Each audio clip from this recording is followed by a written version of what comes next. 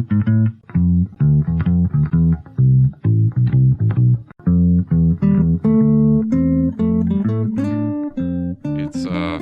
Wednesday here in New York, and tonight Don't I'm tell hanging the out listeners with when my. we're recording this. That's a secret. No, I don't think it dates it if it's Wednesday. It could be any Wednesday. It could be And we don't always record on Wednesday, so you can't find us and kill us. Tonight, on this Wednesday, however, we're here with myself, and I have a. I should wake up a little bit, and I'm here with Danny, and we have a special guest. That's right. Special guest. Our Do you special want to guest. tell the people who you are? No, I gotta introduce him. We got. Okay, never Because mind. the movie we're talking about is Buzz Lightyear Star Command: The Adventure Begins, starring Tim Allen. So naturally, we went straight to the source and called up Tim Allen to be on the show. Hey guys, Tim it's me, Allen. Santa Claus. How do you feel about being on a show, Tim Allen? Not that good sentence. Catch my new show, The Santa Claus, on Disney Plus this November. This is what Tim Allen sounds like. Oh wait, You're who very is clean, this? Tim You're Allen. not the real Tim Allen. You're not the real Buzz. Oh, damn. It's just Chris Evans. It's Patrick Warburton. No, but seriously, now you can introduce yourself. My bed's Oh, over. hi. I'm Joe Schremmer. I don't know. I never introduce myself on other podcasts. I'm usually asking other people to do that. I have if a you lot want of us other to, podcasts. I can introduce you. Yeah, sure. You do that. It's All weird right. for me. This is Joe Schremmer.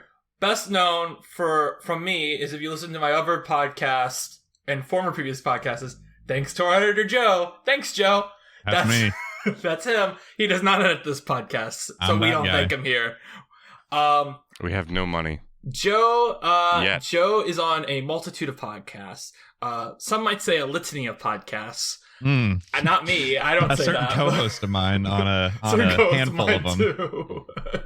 The two I know of off the top of my head that he co-hosts is All New 52, which is a comics podcast, and Hot Trash Unlimited, which is a bad movie podcast. Now, Yeah. do you host anything else that I'm unaware of? There's a new one called 1,000 Year Blood Podcast where me and my buddy Elijah are going through Bleach. Oh, cool. For some reason. I don't know why we did it, but we How are did you it. breaking that up, like episode by episode? Or? No. We're doing like batches, and it's really just whenever there's a good stopping point, which as of late there has not been. So it's been 12 episode batches, which are rough. But we're making our way through in preparation for the new season. I will say one of the early decisions we made on with this podcast, particularly involving what we're doing today, is I remember thinking, should we cover the whole show? And I was just like, no. Well, the whole show. Whatever. It's going to be hard to find, too, is the thing. And we'll get on to all that later. But it's just like, yeah. So you're covering Bleach the show, right? Not the manga? Yeah, Not the I'm not product. reading it. That's much more of an investment than it is to get a subscription. Actually, no, it's not. It's like $2 a month to read it online, but whatever. What's your take on the passing of the Berserk author? I mean, I didn't It's kind of old read news it. by now, but Yeah, I didn't read it when he was alive because in recent years I've kind of had a thing of like with like any form of media of like not really starting stuff that's not finished if it's been going on forever, because you end up just with this massive catch-up list for everything. And then he died, and I was like, well, I guess now's a good time to start it. And now I'm really happy that it's going again because I'm like, oh, it'll have an ending because I love this thing. Yeah, I feel the same. I read Berserk a little before he died, but I mostly feel the same way about other things in media.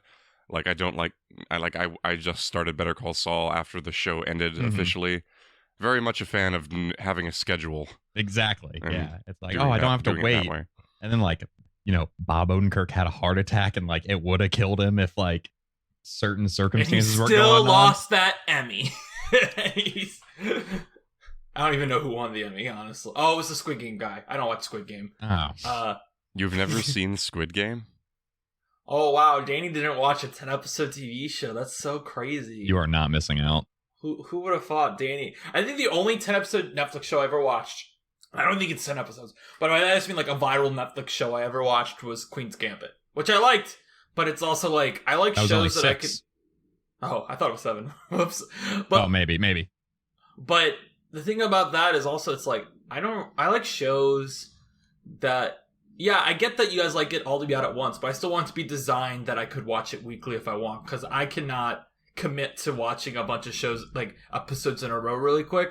So it's like Queen's Gambit, when I watched it, it'd be like, oh, I watched an episode, 3 days later I watched another one. It just expected that you pick it up right off the previous one. You know what I mean? Like, see, it depends on the show for me. Like, certain shows are a good pace, but then like I'm watching Sopranos for the first time. I'm only like 5 episodes in over the course of 4 weeks, just because I'm like, I can't binge this. so I feel about binged Sopranos, and I'm going to do it again in a little bit. I love that show. That's how I feel about Mark might think I'm subtweeting him right now, but I swear I'm not. But whenever I recommend Succession to people, I'm like, I don't think you can binge Succession. I think I did. You can watch. See, I don't mean to be I did like in 2 weeks. Succession is a show like I'm like, you savor each episode. You watch one a day, you savor it, you let it go down. It's nice. Maybe you can binge season 1. Okay, you can binge season 1. I'll allow that. But after that, it's like, nah, I want to savor that show. It's so good. I have noticed that some things which are, now I'm forgetting the name, like the fool that I am, but like there's some things that are not the serial shows are a little harder for me to binge because I find that I recognize the patterns. And if I'm binging this show, which is meant to be watched at like a week at a time, then you can forget about the structure and then come back to it, and it's kind of nice like that. But I'm watching Veep right now, which is probably the best show that I've watched in a long time, and I might finish it before Better Call Saul. Wow. But I have that feeling about Veep. Let's have it on the record that Mark thinks little... Veep is better than at least Better Call Saul, The Sopranos, Succession, which I know he doesn't like season 3. I mean, well, Barry. He thinks it's better than Barry. Here's that my might other be true. thing. That might be true. I don't know. I haven't watched Veep. I'll finish it before I finish Better Call Saul. My take on Veep is that I'll finish it before I'll finish Better Call Saul. What I did with Veep, and I'm just saying this to encourage other people who feel the same way. You are not alone if you do this. I watched the first half of the first season to learn the characters, and then I stopped watching the first season, and I jumped ahead to the second, and then I've kept watching from there, and it's been great. And I just want everyone to know that they can take things into their own hands, and they can do it that way if they want. You sound like someone who were talking to me like when I was in high school about Parks and Rec. You literally, or like that's literally what they always say. Like, just started season 2. I mean, I also watched Fleabag backwards, and I had a great time. I'm just a big fan of like Fleabag is the number 5 I don't like greatest show of exposition. all time. I hope that's not for your game of list, by the way. What is for my what? The game. I don't know if you saw the Rolling Stone magazine put out a list of their top 100 shows of all time, and Fleabag is like number 5, and I'm like, that seems a tad ridiculous, even if you like Fleabag a lot. I don't know if it can be objectively called the 5th best show of all time quite yet. I think that there's that. It's also hard to put a mini series in the same category as I assume they had like The Sopranos. I don't know. Did they have 1. like the Mary Tyler Moore show on there? Yeah, it's number 10. Has so many episodes. Like there have to be good ones and bad ones. I don't know. You want me to open Fleabag it? is like. Do you want me to open the Rolling Stone? No, you don't have to. I mean, I'm just talking about like I don't know. This is really my news. Part of my news this week was just watching Veep and thinking a lot about it. Do you guys want to know what their top 10 was? It's actually kind of funny. Sure. Blow us away. All right. 10 was Mary Tyler Moore. 9 was Atlanta, which seems kind of insane to me considering the reception to season 3. Not that I have nothing. I don't watch Atlanta. I have no actual opinion on it. It's just like, wasn't it? Anyway. Yeah, it wasn't 8, good. Yeah, 8 is Cheers. Season 3 wasn't good? No. Yeah, I hear season 3. It's a huge departure. I think I heard Julius liked it, but they also were like had some issues. I don't want to speak for Julius because I don't watch the show. But 8 was Cheers, 7 was Mad Men, 6 was Seinfeld, 5, as I said, was Fleabag, 4 is The Wire, 3 is Breaking Bad, 2 is The Simpsons, and number 1 is Sopranos. I've seen 2 of those shows. I have seen, well, I guess I've seen episodes of Atlanta. Seinfeld, and I've seen the pilot of Breaking Bad, and I've seen like 2 episodes of The Simpsons. I mean, I think the only one I haven't seen is Mary Tyler Moore. I guess I've seen Mary Tyler Moore too. I guess I've seen some of these shows, but I mean, like in the sense of like I've watched to completion. 3 Well, I have to assume I don't have the art Cheers. hope, but I have to assume The Simpsons like we're only crediting the first like 8 seasons, but considering that's longer than a lot of the shows on this list, that still lets us put it up this high. You know, I'm sure it's something like that. Joe, unless you've got some big life updates, maybe we could go into game time. Wait, you didn't ask me about my life. And also, Joe, was there anything else?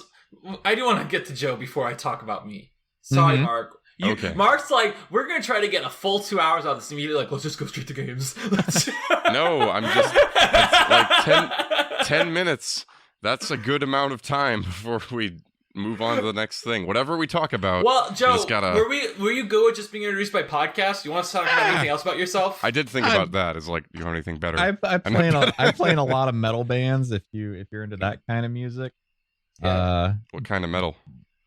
A variety of all styles of like metalcore, basically, from like the old like riffy kind to more hardcore kind to more modern like low tuned stuff. Dusk Before Dawn, Break and Enter, Counterfeit. Those are the 3 bands. And then I also do a lot of freelance audio work. So like editing the Snub Club, mixing bands and stuff.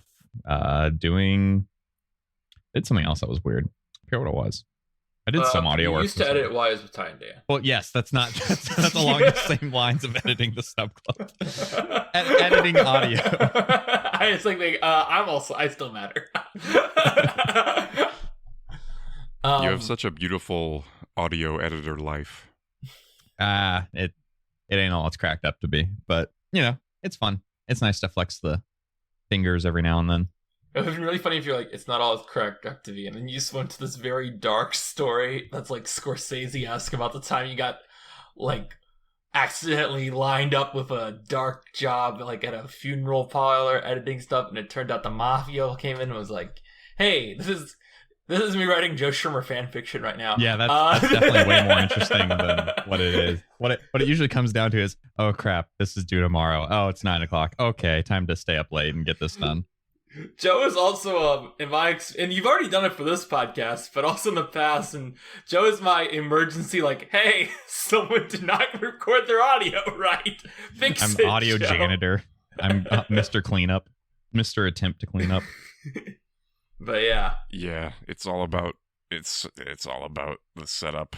Yeah, Yeah, get it at the source. Yeah. My only life updates, by the way, that I snarked at Mark about was I was going to talk about ever House of the Dragon or Andor, so not really any life updates, because work's been dramatic, but I don't really want to, like, air out my dirty laundry about work on this One of those is a good show. One of those is a show I don't watch. See, here's my actual question, though, to you, because this is the weird thing that keeps happening to me, is do you watch Lord of the Rings? No, I don't like Lord of the Rings. Thank God. Everyone I talk to about either Andor or House of the Dragon, they say to me, nah, if I've been watching Lord of the Rings, I'm like, I have no desire to watch it. It's okay. Like, Lord of the Rings is okay. I hear about it from Caleb, but he's very behind. And then my girlfriend watches it, so I get to hear about that on Fridays. And I never understand anything about it because I don't like Lord of the Rings. I like the movies, but beyond that, it's like... No, I don't like those. I didn't grow up with them either, so that's probably a lot to do with it. I mean, I didn't watch them till last summer. So you're later than me. I didn't watch them till like 3 years ago. So my Lord of the Rings experience is I did watch Fellowship, and I liked it a lot when I was in middle school. And then my dad was like, all right, I'm going to show you the Two Towers. But my dad only owns the extended cut of the Two Towers. Oh, bad idea, I was Dad. like, this sucks. So I never watched his Return of the King, because he also only had the extended cut of that. Mm-hmm. And then last year, when the Music Box... So the Music Box reopened in 2020, but they did a bunch of stuff last summer because it's like, now people can actually come to the movies. Yeah. And they did a Lord of the Rings marathon all weekend. Belcourt just did that in a day. Well, I did Fellowship and Two Towers on the same day, and then I went with my dad the next day to Return of the King. Because my attitude was, well, I've seen Fellowship, so I can watch it back to back with Two Towers. Mm-hmm. But I want to want Two Towers to soak in on its own, and then I'm going to want Return of the King to soak in on its own. Yeah. And I really liked them. My favorite is Two Towers. That's funny that it was so late. It was, for me, we got cable around the time that I was in high school, and this was around the time that I watched The Matrix and a lot of Westerns, because, channels like AMC or whatever would do, gigantic marathons. So that's how I watched Lord of the Rings. It was like every always few... showing Star Wars every weekend. Yeah. They only have the programming rights to Star Wars, so that's the only thing Spike TV ever showed. I mean, it was great for me. I what'd you say, notoriously Joe? hate most live action movies that people hold nostalgia for. So I don't ever hold my opinion in like high regard. Was it where I'm like, you or was it Caleb who hadn't seen Who Framed Roger Rabbit when I came that's on? Caleb. Yeah, that one blew my mind. I was like, Yeah, that one's crazy. all right, that was my life. Talking about the geek shows that are on TV briefly and talking about the shows I don't watch. Some of them are good shows. Others I just haven't seen, so I don't have an opinion on them. Or which one is it? Andor? I'm assuming you haven't. Yeah, seen? I don't like Star Wars either. So that's fair. I haven't really liked where Star Wars has gone for Keep a bit yourself too, clean. I wanted to watch Andor, and I'm really hoping Jabba shows up. that would be the one I'd watch because it's the most removed. Yeah, I hope Jabba. Do you guys know the Jabba meme with Diego No. Luna? He very weirdly doing Rogue One, because like Rogue One, decent movie, can't see the argument for boring, 100%. And the press tour was kind of boring, with the exception that, you know, when you get a new actor in Star Wars, you always give him like the basic Star Wars question, like, who's your favorite Star Wars character? And Diego Luna would always go, my favorite character is Jabba. I just want to squeeze him so much. And there's like a compilation of interviews where he just goes, I really just want to touch Jabba and see what that feels like. So I'm just like, I really hope Jabba shows up. And that's the one connection I will allow with the show and be happy with fan service wise, just because I want to see Diego Luna finally meet Jabba, because it would make him so happy. Get to squeeze him. You get to squeeze Jabba. I feel like he'd be leathery. That's not a dream I Yeah, have. I think like leathery and like wet. Yeah, definitely wet, I feel. Especially, the thing about Jabba is, whoever... Is it just an animatronic, or is there like someone in there? Because if there's someone in there, that guy's got to be pretty wet. Like, I mean, he's it's gotta not. be It's sweaty. definitely it's a not little real both. anymore. For Andor, they're doing everything practical. Oh, are they? Oh, Yeah. thank God. That's why it Well, looks. That's the main reason I wanted to watch it, because it's not shot on the green screen thing, the volume. That's the main reason I wanted, because it the looks, screens, yeah, the they panels. actually shot on location, yeah, and it's like, great. This looks. It's really funny that Andor That'll looks fix them. miles more expensive than the Obi-Wan show, but that's what, Mark. Well, I think originally it was like a couple dudes, and I believe there are some cutaway pictures of the Jabba puppet where someone's like sitting inside, making That guy's happen. probably really sweaty. All right, now we can go to our games. We're good to go to our games. Game time. That's about Java. All right, Joe, you ready for some games? The games I don't know what they're about, but it's a Oh game. wait, we have a new game intro.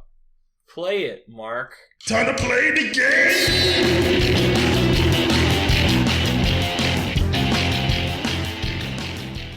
It's time for the Letterbox game. Letterbox in the last few months have added a feature where it says what algorithmically the film that is most related to the film you just watched. So, Really?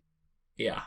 The Letterbox Huh. game is Incredible, I give you the isn't top it? 5 movies on that, and then you have to guess what the film is. If you get 2 guesses wrong, I'll give you the year the movie came out. Then you get 2 additional guesses, and each additional wrong answer will give you another movie. So you get up to 7 movies after the 7th movie. That's your final guess. Now, I have been doing examples. So now, because Mark is tired of me pulling up the movie, like a movie that we covered on the podcast to talk about, and he's like, I can't play it. We did it on the podcast. So The Iron Giant was the last. Buzz Lightyear does not have one, because Buzz Lightyear is not a popular enough movie to get one of these. You have to be a certain level of views It's a to get it. disgrace. For The Iron Giant, what you would get is, interestingly enough, your 5 films would have been How to Train Your Dragon, WALL-E, Big Hero 6, Lilo and Stitch, Chicken Little. After 2 guesses, I would have given you 1999, and then your 2 additional films eventually would have been Toy Story and Lightyear. So that's like the kind of vibe that the related stuff is. Okay. What I'll also say is, if there's a film by the same director, it's removed from the list. If there's a film from the same franchise, it's removed from the list. Now, Joe, traditionally what I do is I look at the films I saw in the last month, and if they made $100 million, I'll put it into a randomizer, and you'll get 3 of those films if you're a guess. Because, you know, $100 million means the movie was a decent-sized hit. Yes. However, you have a bad movie podcast. I do. So what I did instead was I put every movie I saw in the last month and sorted it by lowest rating. Oh, So I will boy. give you the 3 lowest rated films on Letterboxd I've seen in the last month. We will start We will end on the absolute lowest film because there's 3 rounds. Is this new releases or everything you've personally seen? Because you see a lot of everything movies. I've personally seen. Remember, after 2 guesses, I'll give you the year. Every movie recently released. After 2 guesses, I'll give you the year it came out. Okay. I will say ahead of time. I think one of these you might not be aware exists, but we're still gonna do it. That's possible. That's very possible. Now, you have the option to play with Mark or use him as a phone a friend. By play with Mark, I mean competitively, or you can use him as a phone a friend. Yeah, let's do competitive. That's more fun. All right. Cool. I know one of these. Yeah. All right. So, So I will clarify before I say these. The first 5 films, I'll just read them first. No. Okay. So Letterboxd, as I'm sure you're aware, because you have a Letterboxd, randomly has miniseries on it. None of these are miniseries. None of these are good. That said, this first one has a few miniseries that I'm going to give you as related films. Okay? But it is a film. Okay. So, your 5 films are the HBO miniseries, The Undoing, the Apple TV Plus miniseries, Defending Jacob, In the Bedroom, Mayor of Easttown, which is also an HBO miniseries, and The Judge. I've never heard of any of these shows. You've never heard of The Judge? The Judge is Robert Downey Jr. Okay, let me tell you who The Judge is. Robert Downey Jr. He has this big comeback of Tropic Thunder and Iron Man. Afterwards, he only does Due Date, which, is his dumb R-rated comedy, and then he only exclusively does Iron Man and Sherlock Holmes, basically for a few years. Then, in 2014, he's like, all right, I did the Avengers, I did Iron Man 3, it's time for me to go for an Oscar. He makes this movie called The Judge, where, I'll just read the log line for The Judge, where a successful lawyer returns home for his mom's funeral, only to discover that his father, the judge, is suspected of murder. I know, infamously, Jeremy Strong... It sounds like his name is The Judge. Infamously, Jeremy Strong of Succession fame is in this movie pre-Succession, where there's a lot of stories about him being very annoying on set because he played a mentally challenged brother of Robert Downey Jr. and he refused to break character. He's method, isn't he? Yeah. There's a lot that infamous Jeremy Strong profile is a whole section on The Judge. But yeah, that's what The Judge is. But so yeah, good luck. You just gotta get some movies. So this is a movie, but you named TV shows? Because they're the ones that are related. I gave 2 movies. The Judge and In the Bedroom are movies. Do you want us to set a rule, Mark? I asked Mark not you, where I can give movies too. Like, I will give up to 5 movies and give the shows as well. No, I think I misunderstood. I thought that if I thought that you could do TV shows and movies, but if you were to do movies or TV shows, then the recommendations would be different. Nope. But I guess that's not the case. But no, I mean that's what I was wondering. Just to narrow my options. That came out. I don't know, man. Yeah, I'm gonna guess that movie with Bryan Cranston where his son committed a crime. That's a miniseries. You sure? I guess. So is Mayor of Easttown. Yeah, I guess that movie. That was miniseries. Never be alright. Never listen to top 5. And when we play competitively, since that is 2 guesses already, I just give you the year now. Okay? Okay. But you still both get 2 more guesses after. Yes. It's not like I'm like, oh, you guessed, so here's 2 more movies. And that's it. So the year is 2022. So, Joe, you're actually in the right direction. Oh, wow. Picking something new. Yeah, I honestly think that if you were still covering Hot Trash Unlimited, you would have seen this movie. Like, covering new movies on Hot Trash, I think you would have seen this movie. Yeah, thank Caleb for that. There's stuff I wanted to go see. Can I look at movies that are in theaters? Because I haven't seen anything. You can. There's no guarantee this movie's still in theaters. Well, yeah, but it might just... I will let you do that. Barbarian. Okay. Mark, what's your guess? Is it 1,000 Years of Longing? It is neither of those films. Neither of those films are top 25. Can I just say that Barbarian is like compared to Malignant style horror movie? I know. That's why I wanted to see it. Well, the movie is okay. No, it's not Barbarian. It's not 3,000 Years of Longing. The next film you get is the Nicholas Sparks adaptation Safe Haven, which I have a funny story about how I saw that back in high school. Basically, I wanted to go see Argo, but I got carded at the movies, and now me and my friend had our cards, so we had to see Safe Haven instead. Because my friend wasn't going to leave without a single movie. Which is fair, because she used her gas to get there.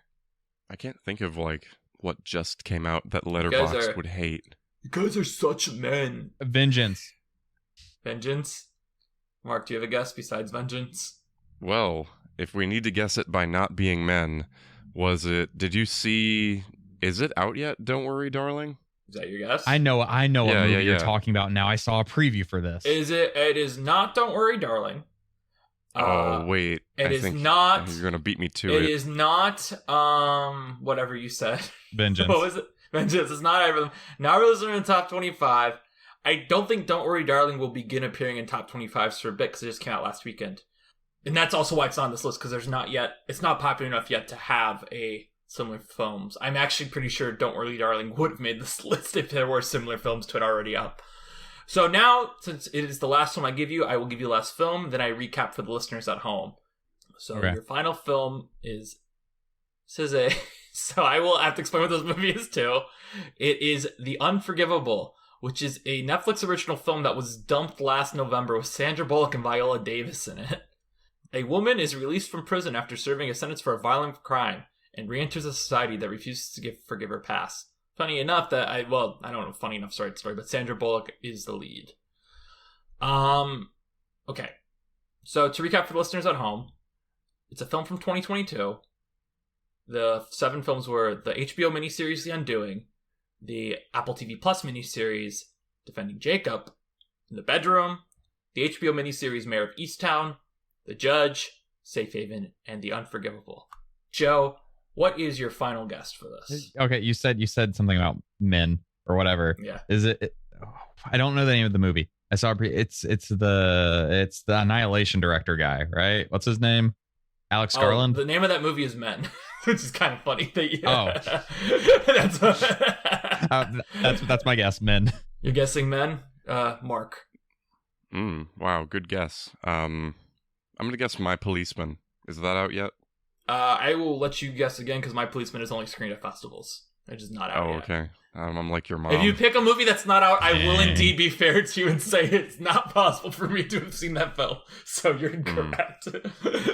Okay. It sounds like woman cop movie. Did you just watch The Heat? The Heat with Sandra Bullock? Is that your final guess? Yeah, sure. All right. So this is a first time for our podcast. All blanks the whole way through. No top 25 hits at all. Gave us miniseries. I know. And what's funny is when I give you number one guess what the next film that was related was. The first season of Big Little Lies, which inexplicably is on Letterboxd. Okay. Is that what you watched? Oh, wait. No. Well, go on. No. The film I watched yeah. is a 2022 summer release that I saw in theaters. Did either of you this summer happen to see at the movies a trailer for a movie about a girl who lives in a swamp, who gets investigated for murder? Because that's what I saw. It's called Where the Crawdads Sing. Oh, okay. I was about to say, is it Where the Crawdads Sing? I know the name. Yeah, it got pushed really hard, right before it came out.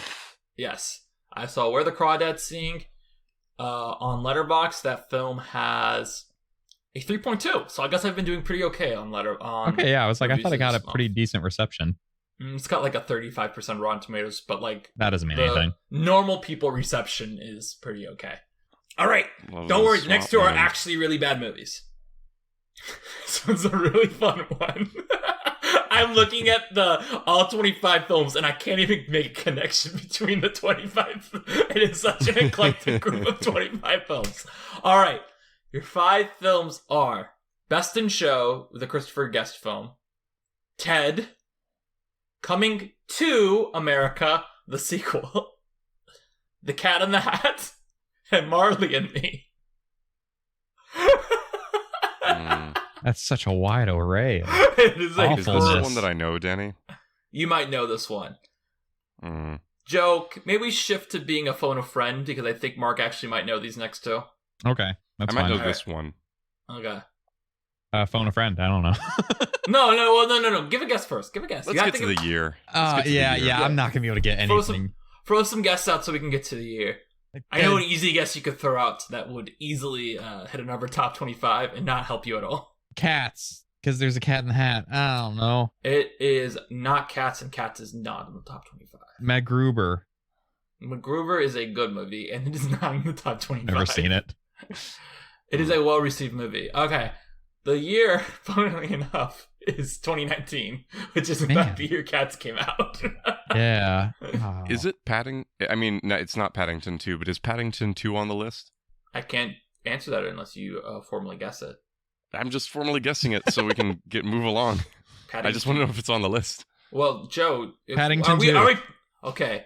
Because if you've shifted the phone a friend, then he has to actually finalize your answer. I imbue him with my friend has made Paddington 2. My friend has made the guess. Paddington 2 is not in the top 25.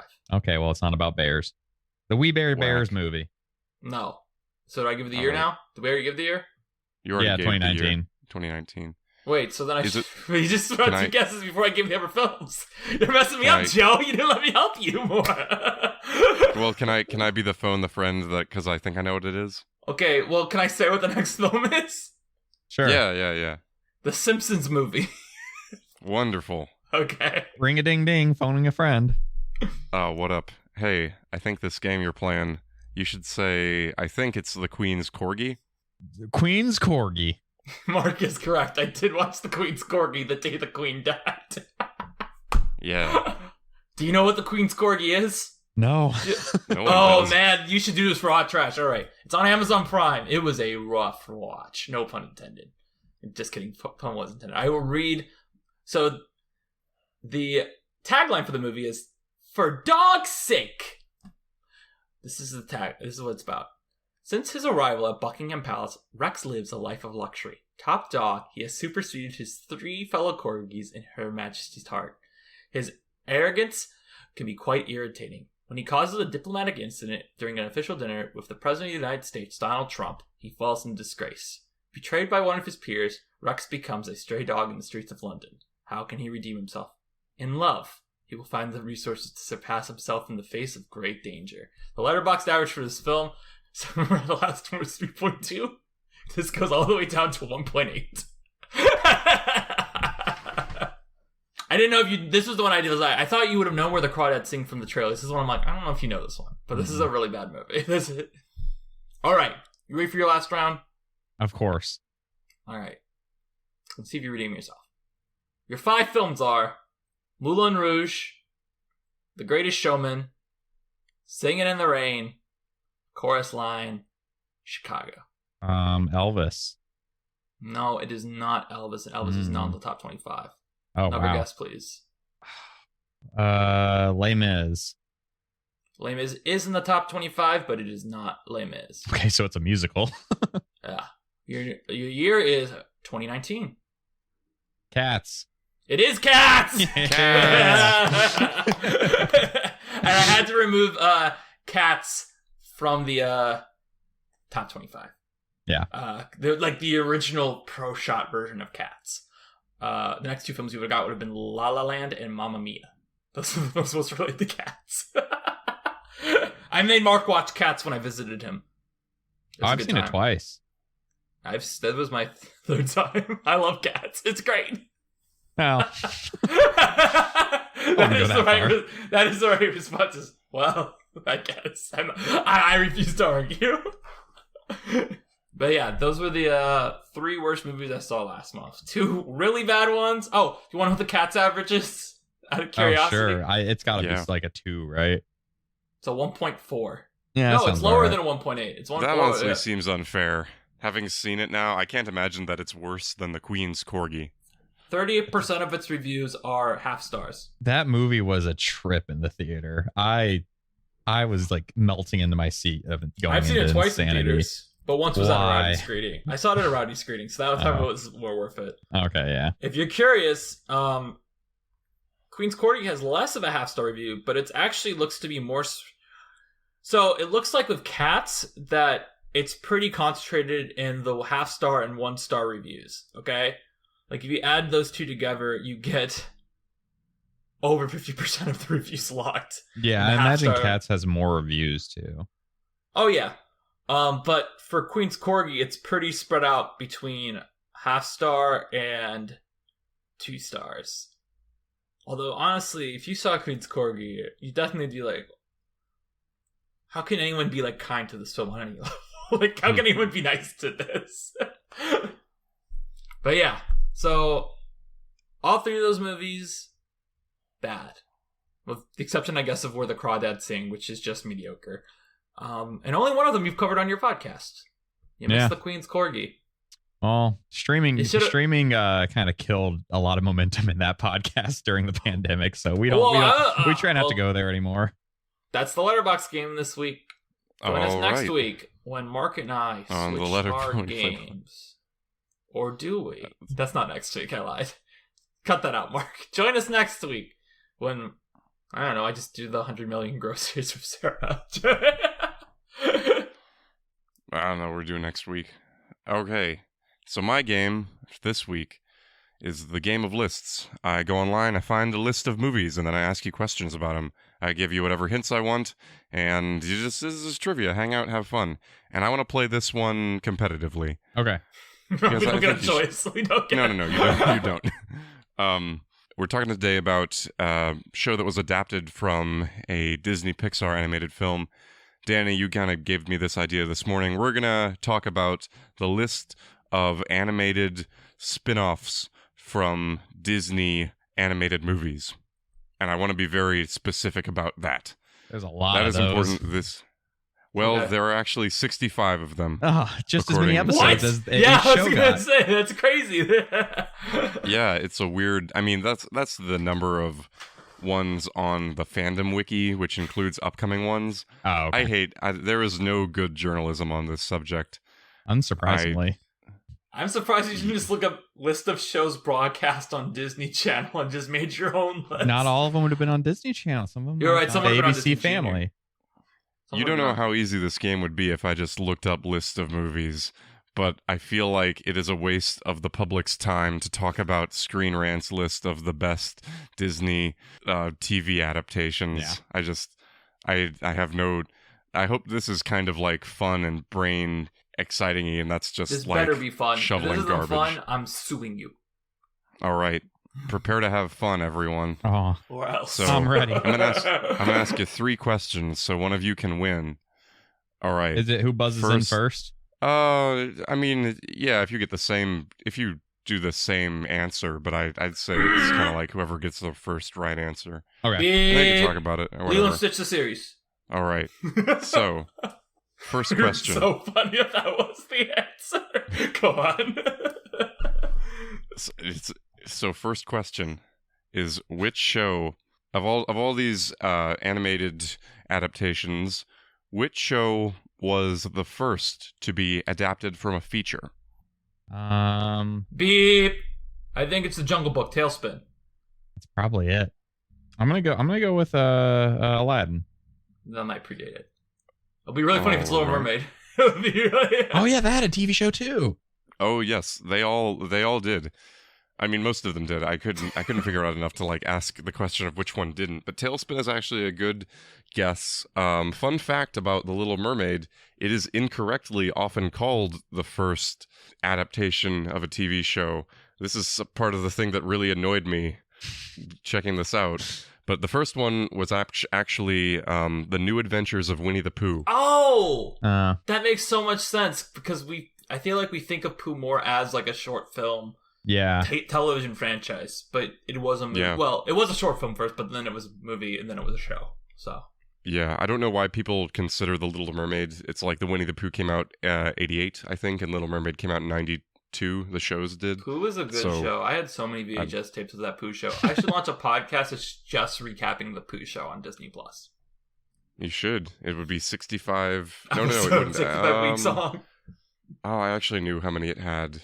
But that's not important. That was one of my favorite projects I did my summer of college, like after college, is because Christopher Robin was coming out. I rewatched every theatrical Pooh movie so I could have opinions on them. You know, most of them are pretty solid. I imagine it's kind of all the same, right? Well, Tigger movie is like rips your heart out and steps on it multiple times. Same with actually Search for Christopher Robin, which isn't theatrical release, but I watched that one anyway. And then, Piglet's Big Movie, Hufflepuff Movie, and the 2011 one all kind of blurred together. And of course, the first one's fantastic because it's the first one. But yeah. Sorry, Mark. I don't mean to hijack the poo. It's all about creating those links with the child memories. All right. Which show adaptation had the most episodes? It's a trick question. They all had 65 episodes. No. Some of the recent ones. There were actually a few of them that got over that number. I don't know why that. Yeah. Some of the recent ones would have been extended because that was a Michael Eisner rule. So I'm sure it was followed sometimes, but like you can see how many movies in the 90s went over this rule. That list is its own thing. I'm still gonna go with my gut if it's a recent thing. Can I buzz in? Dare you? Buzz, Rapunzel's Tangled Adventure. That's my guess. The Rapunzel show. I'm trying to think of, because I know like not many of those could break that rule. Like Kim Possible did, but that was original. Lilo and Stitch did. I was about to tell you, I know Lilo and Stitch did not. Like factually speaking, because I one of my, you know how you're on the internet as a child and you come across like TV.com. I remember coming across this site that was terrifying. That I don't even remember what it was called, but I remember being like, "Save Disney! Stop Michael Eisner's tyrannical 65 episode rule. Lilo and Stitch the series is about to be canceled." They had like 390 something aliens to find. It was perfect. I'll get into that later, the 65 episode rule, because let me tell you, the canceling of Buzz Lightyear Star Command was a traumatic experience in my childhood, and we need to talk about it when we talk about this movie. But cool. Okay, so not Lilo and Stitch. Well, that was my guess. I will save you from. Oh, you're gonna guess. I'll commit to it. I don't know what else to do. Okay. Well, the answer was actually Aladdin, which had really? 86 episodes. Yeah, well, Aladdin came out.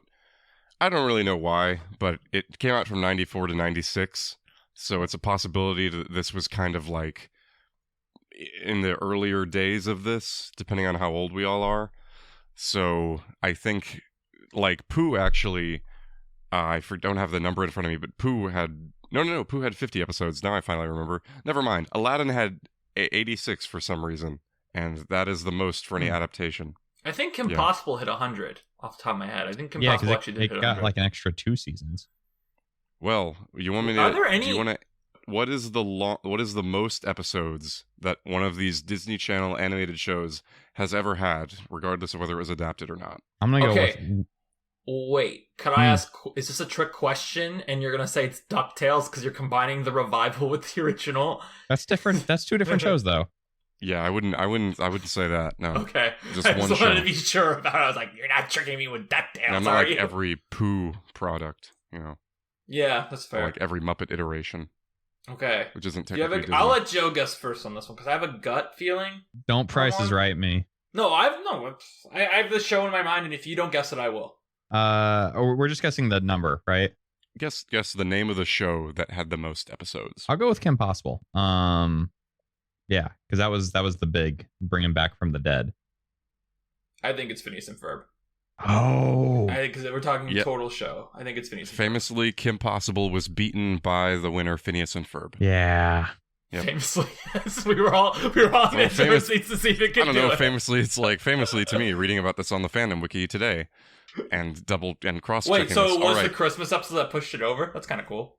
I think it actually beat it by about 10 or so. Kim Possible didn't even hit 100. I don't think. Yeah. I'm curious. Wait. Well, I guess you'd have to look it up.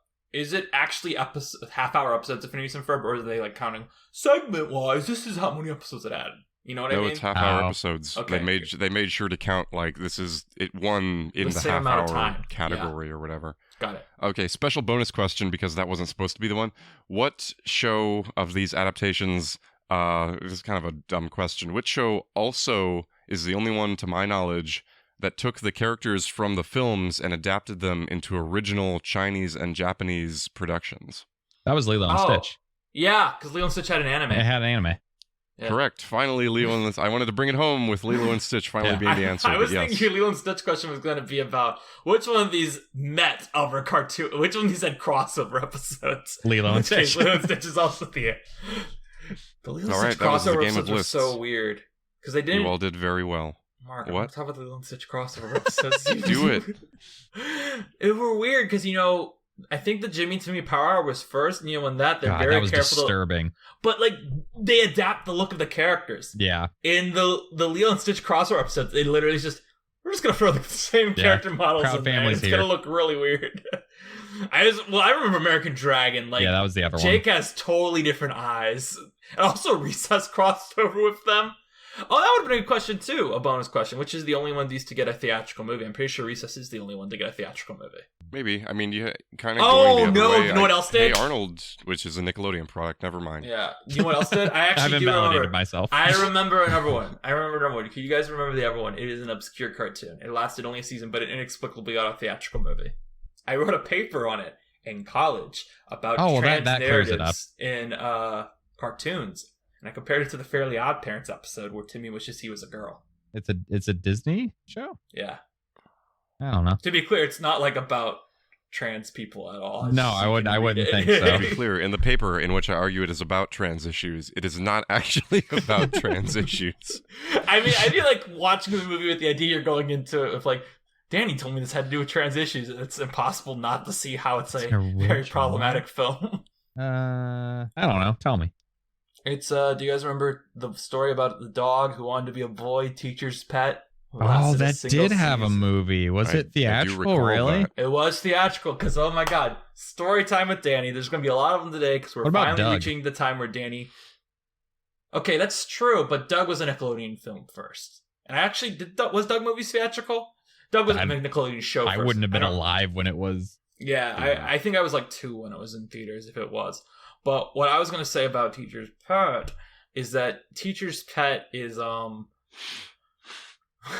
this is actually one of my go-to one of my big memories in childhood is, came out in 2nd grade. I really wanted to see it. I remember the trailer terrified me in front of Looney Tunes back in action. No, I watched the cartoon, so I knew what it was, but it was like, because in that movie he like meets a mad scientist who's evil, and it's like scary because the show is like, okay, it's about a dog who talks, but it's still like very grounded slice of life stories.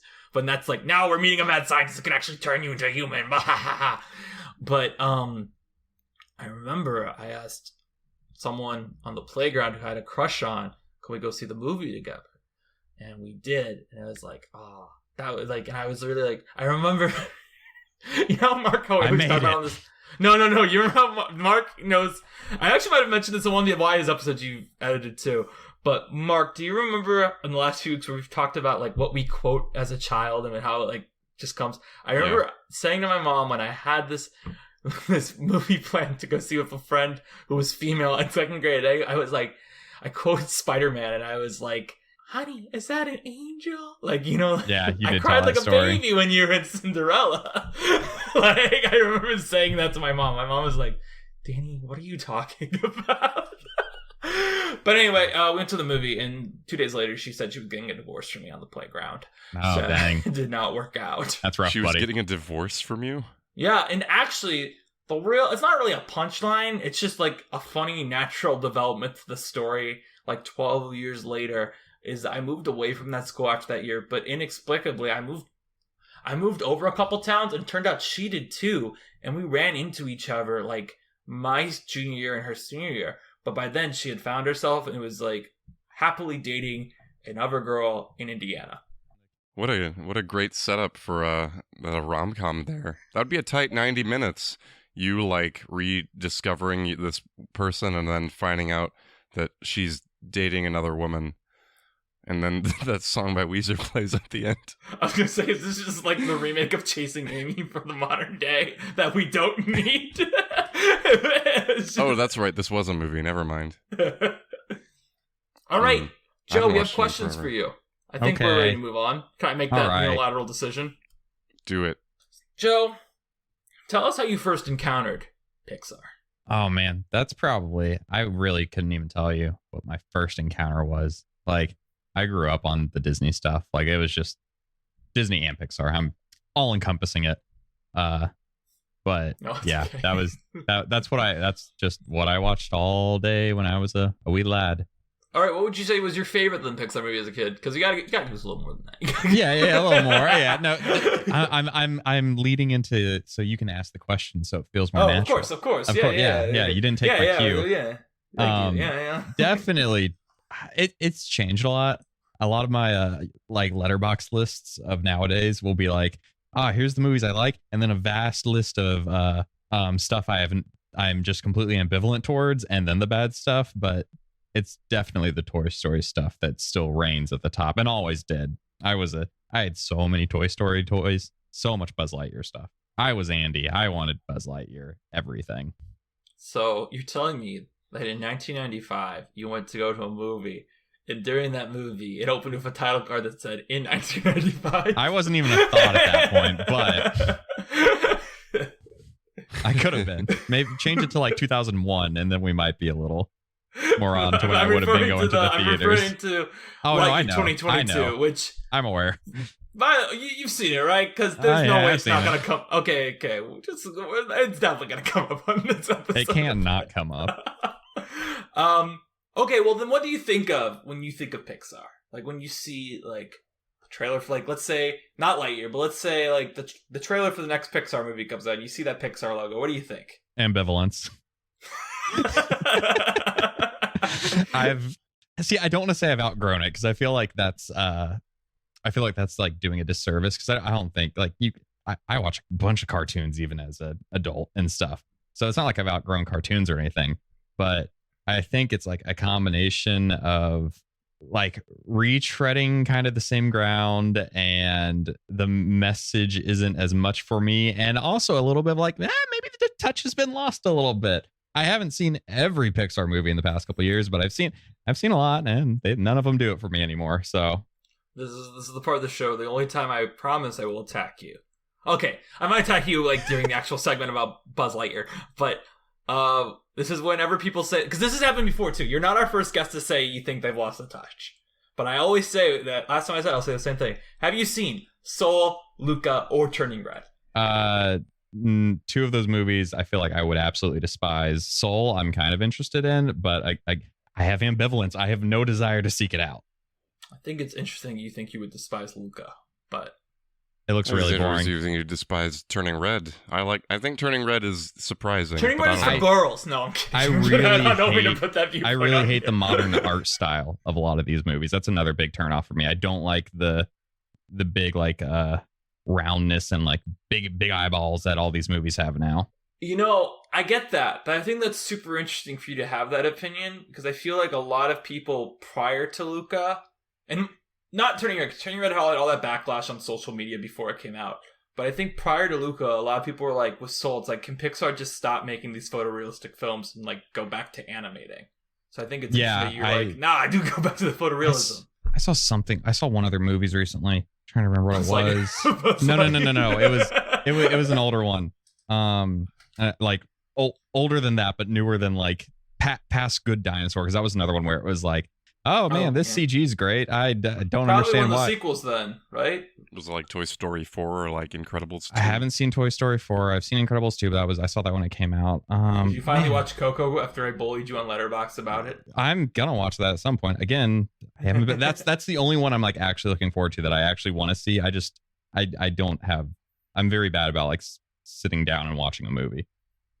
Frozen 2, where I was like, man, this looks good, but that's not Pixar. Never mind. I was gonna be like, excuse me, don't you dare put that name on there, brother. It was another thing where it's like, oh, the environments look great. I don't care though. I wish it had like an actual style. I was gonna say, I thought Frozen 2 was so bad.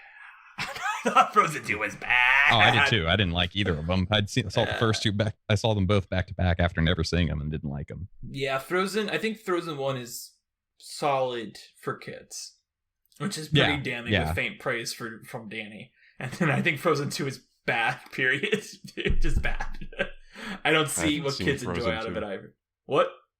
I haven't seen Frozen 2. Well, I'm just chiming in.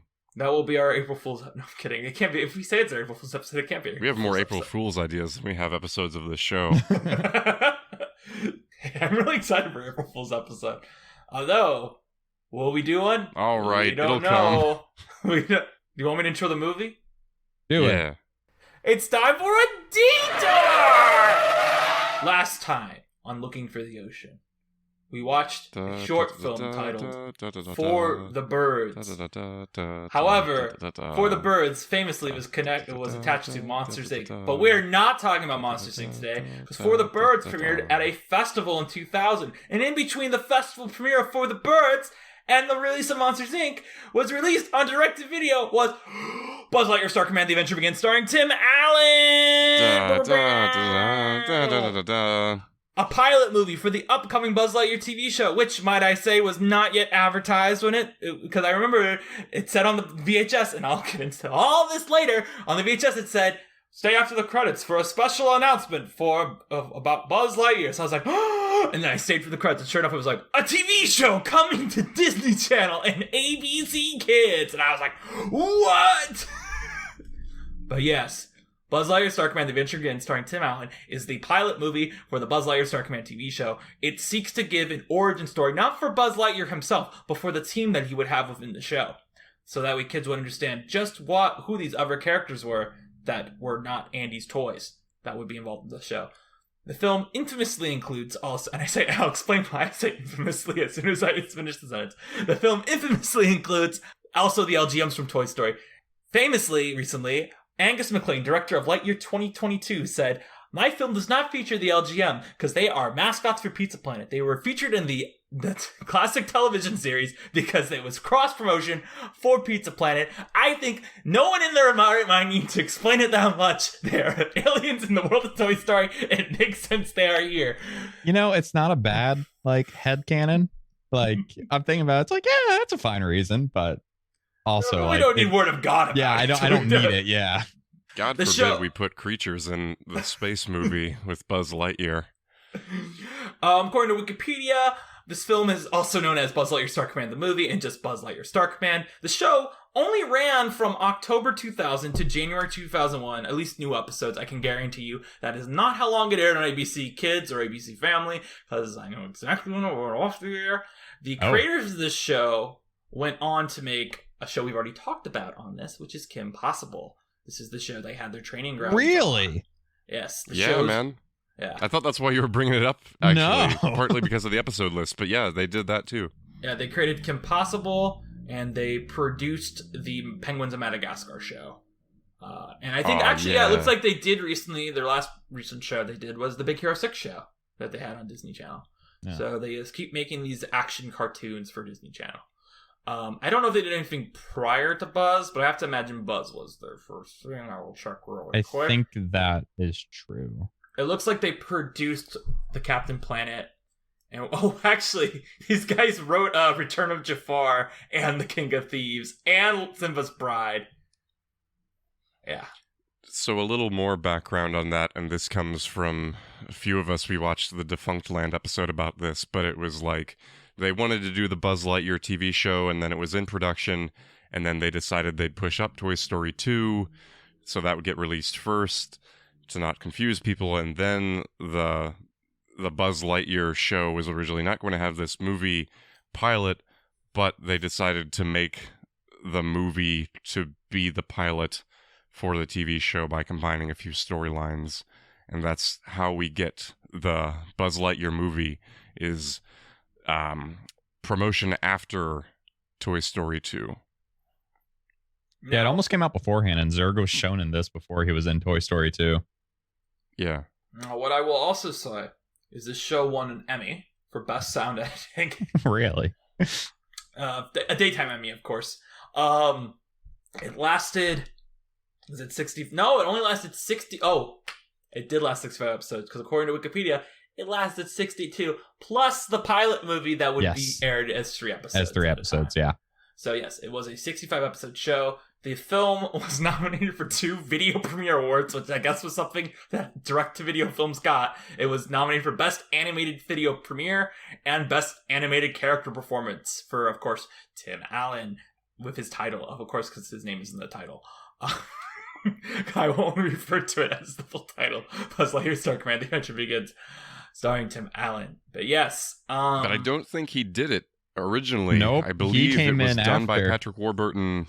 I think what happened is that Patrick Warburton like recorded those episodes, and then well, they yeah, got because if it aired Tim on Allen. TV, it'd be weird if it Well, yeah, I just mean, something to keep in mind. Patrick Warburton, who also voiced the LGMs, was the original voice of Buzz. He doesn't sound at Previous. all Alright. like himself, like in terms of like pitch as Buzz Lightyear. All right, so that is the historic background for Buzz Lightyear Star Command: The Adventure Begins, starring Tim Allen. Now, to reference something about the movie Luca, which is all-encompassing if you haven't seen Luca, is that I said on this podcast during our Toy Story 2 episode, because I just listened to it back, that Luca is ultimately about the things you experience first with someone else, like the first thing at Gelada. The reason I say this is because Buzz Lightyear Star Command: The Adventure Begins, starring Tim Allen, is the first thing I ever owned that I bought with my own money. Oh, I wow. saved up my allowance for weeks because I knew the VHS was coming out. I had the $25 because that's how much VHS gave to us. I had the date. I knew the date it was coming out because I had the Disney Adventure magazines at the library and they are all advertising it. And the day it came out, I was like, Mom, I have the money. I need to go buy Buzz Lightyear Star Command: Adventure Begins, starring Tim Allen. And the reason I keep saying the full title like that is because that is how I always referred to the movie as a child. Is it always had the starring Tim Allen at the end of it because that is what is on the cover of the VHS tape. So yes, I went out and bought Buzz Lightyear Star Command: Adventure Begins, starring Tim Allen. First day it came out. I was so hyped for it. It did not let me down. As I said, I stayed through the credits when it was done. I was so excited. I loved Buzz. I loved this movie. Do I still love this movie? I think it's definitely a better film than Lightyear. It's one of those films. I actually was texting Mark about this. Is that, Toy Story 1 and 2, I watched so much as a child. The difference is I think you can get way more out of this as an adult. This is very much this is a kid's movie. It's a kid's show. It's still fun. It's got some funny jokes in there for adults, but it's definitely not designed for you to get much out of it other than, that was fun. That entertained my kid for an hour. So, but yeah, it was a very, very big deal to me. This is the first thing I ever bought as a kid for myself. And, yeah. So when I was summer in 2002, we went to Disneyland as a family. I was 7. A big memory is, came home from the trip. We went to the library with my mom. She's driving us there, and she starts talking about how she wants to buy us a notebook so we can write down all of our memories because we're not going to remember it. And I remember being like, of course I remember Disneyland, Mom, and I don't remember anything about that trip. So my mom was crying. I remember being told I'm not going to remember it, and sure enough, she was right. She cursed you. But the one thing I do remember about the trip, of course, is meeting Buzz Lightyear. Because that was a huge deal. And my mom and my parents knew. My mom and my dad knew it was a huge deal. Probably, honestly, more my dad. I should give credit to my dad because my dad always planned the vacations. I already gave a story about my mom. So my dad books us a lunch at, like, the Buzz show they have in Tomorrowland at the time. I should look up what the name of the show is. But, maybe we'll try to find an archive bootleg of it whenever we do our theme park episode. And it will just give me PTSD. But, at the beginning of the show, the Space Ranger helpers come out. It's not even really a show. It's just Buzz, comes out. After, like, the audience hypers, like, hype up the audience, as they do. And then Buzz comes out, shoots a bad guy, and it's like, all right, come up and take pictures of Buzz, like that type of thing. I remember these hypers coming out, and they go, all right, raise your hand if you've seen Toy Story 1. I raise my hand. Raise your hand if you've seen Toy Story 2. I raise my hand, of course. Raise your hand if you've seen Toy Story 3. Now, me in my head think, obviously, they must be talking about Buzz Lightyear Star Command: Adventure Begins, starring Tim Allen, because that is the only third Toy Story movie that exists. So I raised my hand.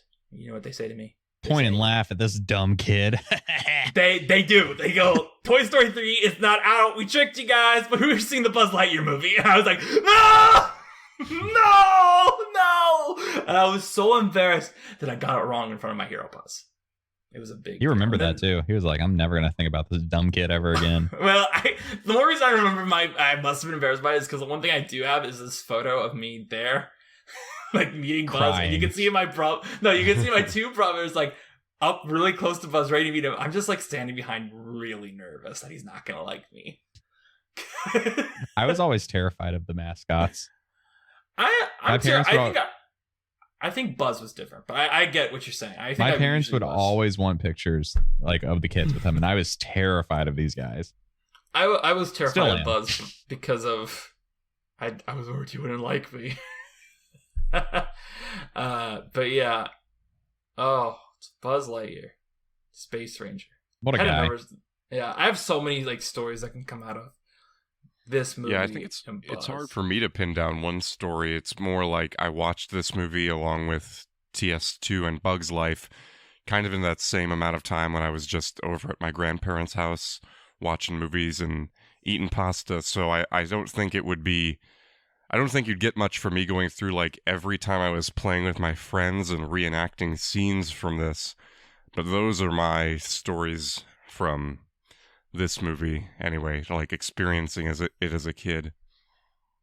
Yeah, it was a movie I'll rewatch. I probably rewatch this as much as the other Toy Story movies that are out. I love this flick. Like I said before, I had so many of the toys. When XR does the XR gun thing and he like comes out with all those rockets, I had that toy that I took apart and put back together so many times. I did have a very lucrative toy line for this film. Oh yeah, it got me, or it got my parents at least. Yeah, I don't know if I don't know. I had a Buzz, but I really can't remember if it was me or if it was other people that I knew that had the other characters. I had a very angry Booster. I don't think I ever bought the other characters, and I'm sure because this was 2000, they didn't really make many of Mira. I didn't have a Mira toy, so they probably didn't make any because they're like, girls don't buy toys and boys don't want girl toys, which is always because I remember, even up to like 2008, there was like no Toph toys from Avatar, which was like insane.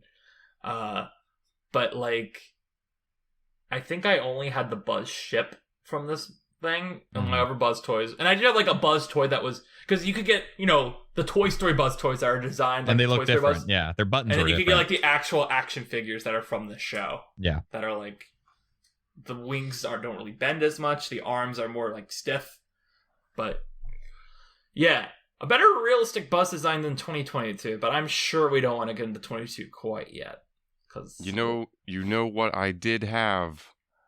I had the Buzz Lightyear cereal. Ah, yes, I did too. The Buzz cereal. Another thing, and we're at that age now where a lot of these movies we can put them in our mouths. So another episode. That's an ongoing running gag in this show. Is I'll just laugh. How do we put this thing in our mouth? Well, I'm sure we'll leave it by the time we get to like 2005 or something. But I knew I was like, oh, this is giving me a sense memory.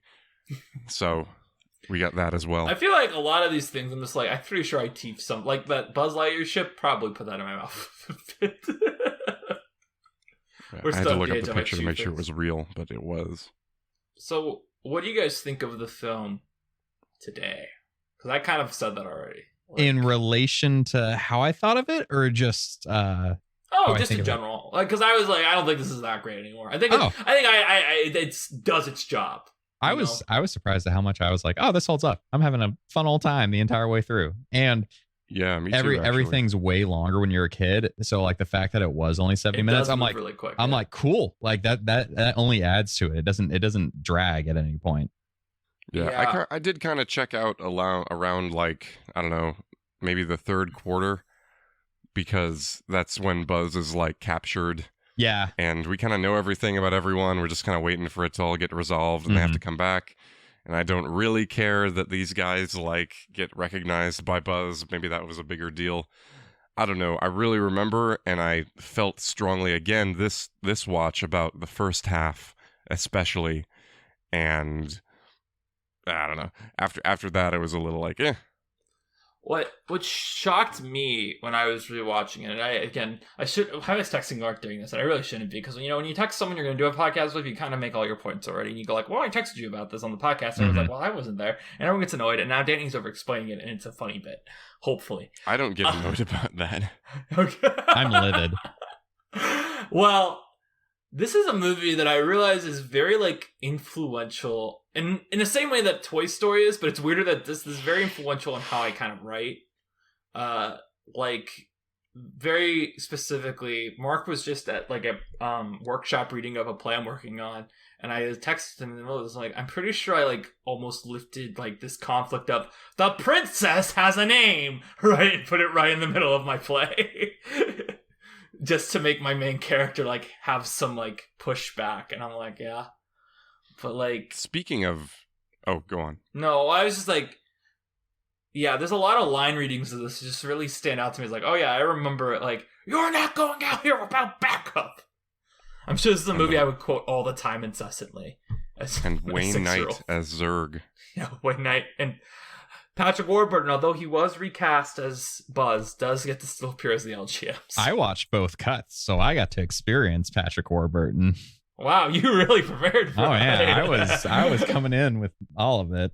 I was like, I know I can only make it for this once, because it's not even that the film is bad, it's just that I'm too familiar with it in a way, as I said, that's different than Toy Story 1 and 2, where like, this is a movie that like I would rewatch my favorite scenes over and over again, my favorite segments, so like I know the entire structure of the film. It never surprises me when it cuts to something, which is really, it's also just so funny for me to talk about this in the way of like, and it is a film, but it'd be like, oh, the film, like, you know, yeah.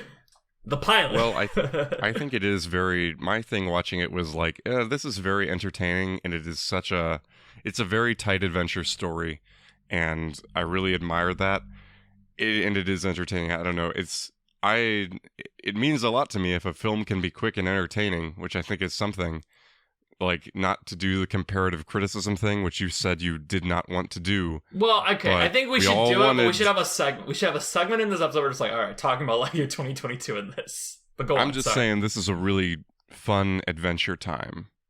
Yeah, I mean, it's a direct to VHS or, you know, made for TV movie. So like it's already not going to have a huge runtime, but like I'm of the mindset that like most movies nowadays overstay their welcome by like a large amount.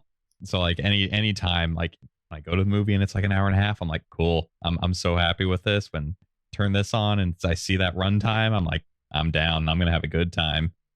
This is kind of a tangent, but it's related to runtime, and I know it's kind of bad form to bring something onto a podcast that's not like worked out, and trying to work it out on air can be weird and hard to edit. But I want to bring it in here. The rant I just did. No, not you at all. I usually cut my things when I do this. It's not a you thing, it's a me thing. But I have been talking with Danny about this, I think, and with Julia. It's just been, I don't know if it's a past episode, on mic, off mic thing. I have a thing where I'm like, if a movie is longer than 3 hours, I don't mind the runtime because it seems intentional.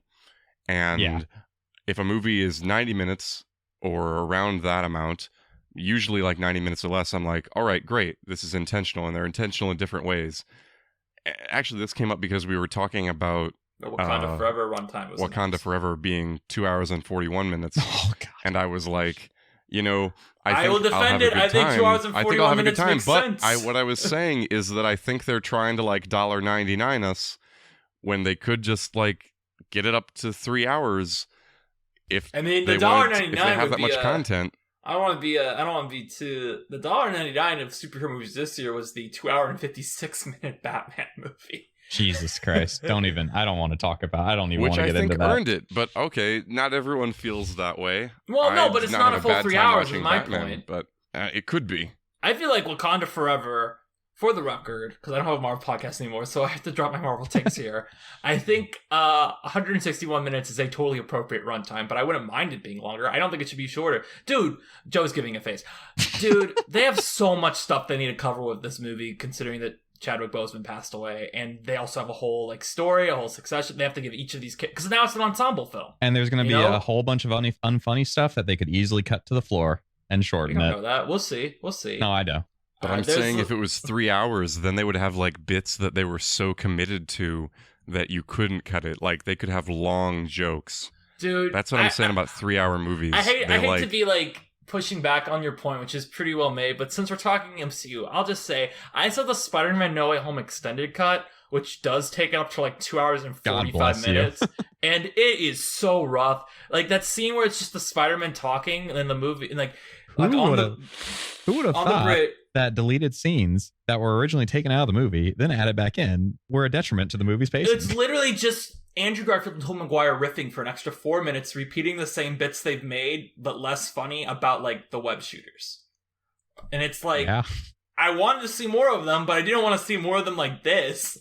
Like, and it's really weird, too, because, like, you know, okay, I mean, it makes sense. It's all just improv, but it's like, you'd think Tom Holland has more to say in this stuff.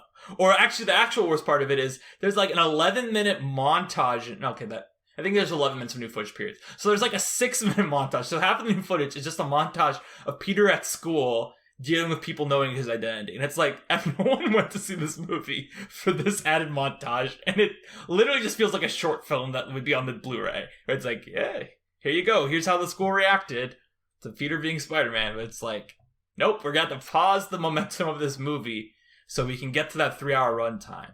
I'll say, I think that's a very different conversation from what Mark's saying, but I don't know. I feel Well, I mean, we are talking about a movie that's 60 minutes long, Mm-hmm. so it's like it doesn't have a lot of breathing space, which I think you notice. But I also don't. I don't think you notice that it's pretty conventionally structured, and you don't notice that goes by pretty quickly.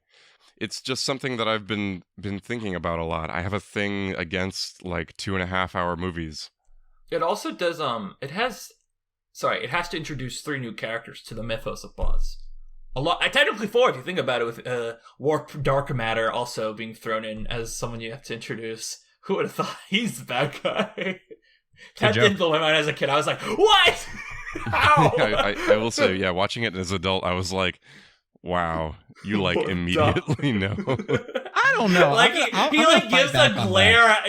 He like smiles evilly when the Zerg base blows. That's the only point where it's like, what's up? His But, name like, is Warp Dark Matter. It's fine. It's just that's just a space name. It's like he blows Dark up, and then the Matter. next scene is Zerg getting a new Henchman. villain guy. Yeah, a new henchman. He doesn't have like, it's not like he appears in a fight scene and that's like, who's that? And Zerg is like, all right, great work, my henchman. It's like you can see him building him. Yeah. Do you guys think George he's had a Lucas horrible saw accident, this and you're movie and was like, that's how I want to build Darth Vader? Is that what I want to do that in Revenge of the Sith? Yeah, he stole the Buzz No from He should have Toy had Story 2 he should have had and put it in Emperor Palpatine 3. go, ooh, the flame flow.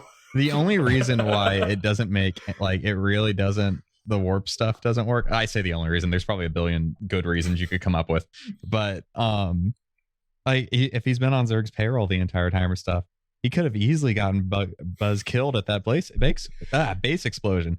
Buzz was trying to save there, like, You know what I also him. thought was so. I thought when he said that in this, I was like, I just watched Infernal Affairs. This is just, again, Martin Scorsese saw this and was like, that's The Departed right there. Warp Dark Matter and Buzz Lightyear. I like Warp. He's fun. I He don't, never because I actually know tries to kill Buzz, does he? That's kind of his deal. he's like recurring on the show, and a part of me wishes, like, you know, the show's on Disney Plus, and I could be like, oh, let's do a nostalgia watch, but also it's like, no, I have other stuff to watch. I don't even Also, want it's not 63 there. episodes.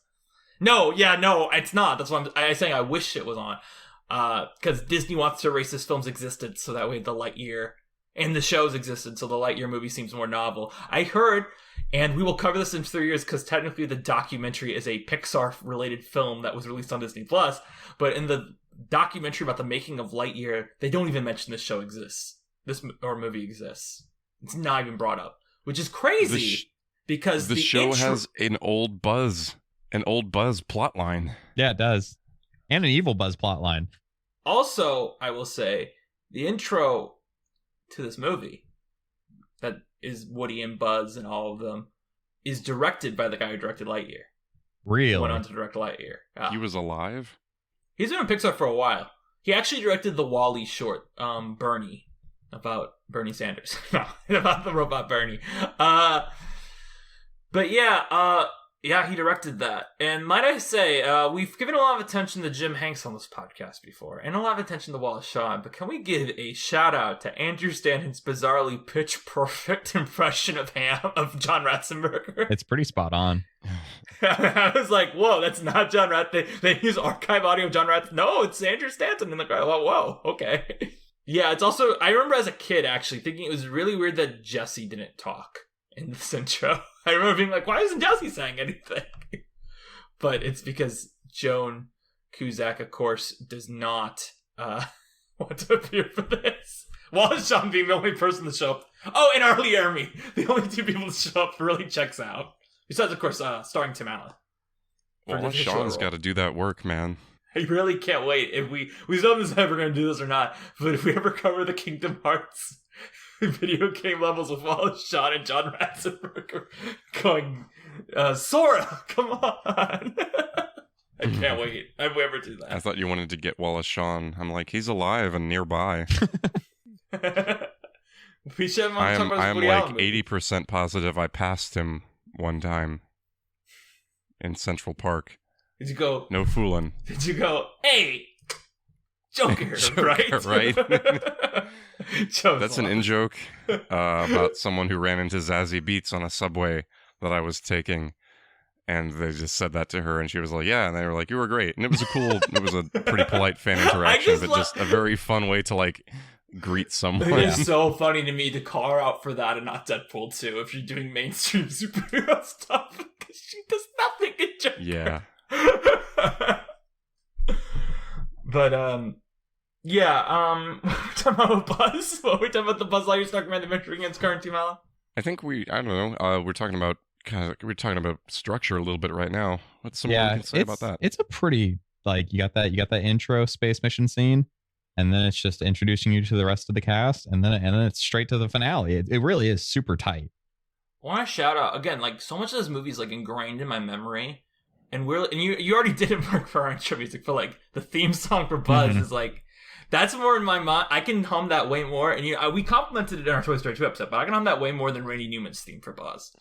The do do do do do. But what reason I bring this up is one of the moments that always you did the show theme.